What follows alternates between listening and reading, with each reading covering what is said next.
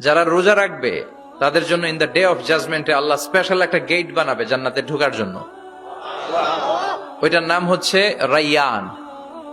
মান দাখালাহু লাম ইয়াজমা আবাদা। একবার who can enter within this door he will never be thirsty again. একবার যে এই দরজা দিয়ে জান্নাতে ঢুকতে পারবে আজীবনের জন্য তার গলার তৃষ্ণা মিটে যাবে। যারা রোজা রাখবে তাদের জন্য ইন দ্য ডে অফ জাজমেন্টে আল্লাহ স্পেশাল একটা গেট বানাবে জান্নাতে ঢোকার জন্য। ওইটার নাম হচ্ছে রাইয়ান।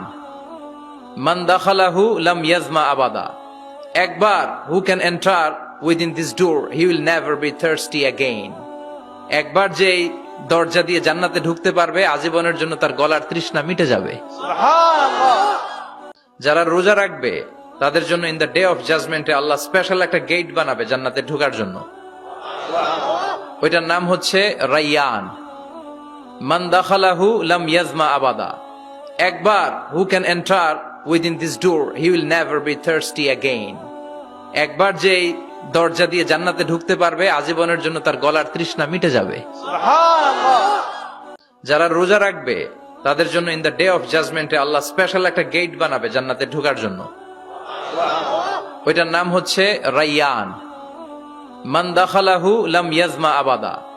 একবার who can enter within this door he will never be thirsty again. একবার যে এই দরজা দিয়ে জান্নাতে ঢুকতে পারবে আজীবনের জন্য তার গলার তৃষ্ণা মিটে যাবে। যারা রোজা রাখবে তাদের জন্য ইন দ্য ডে অফ জাজমেন্টে আল্লাহ স্পেশাল একটা গেট বানাবে জান্নাতে ঢোকার জন্য। ওইটার নাম হচ্ছে রাইয়ান।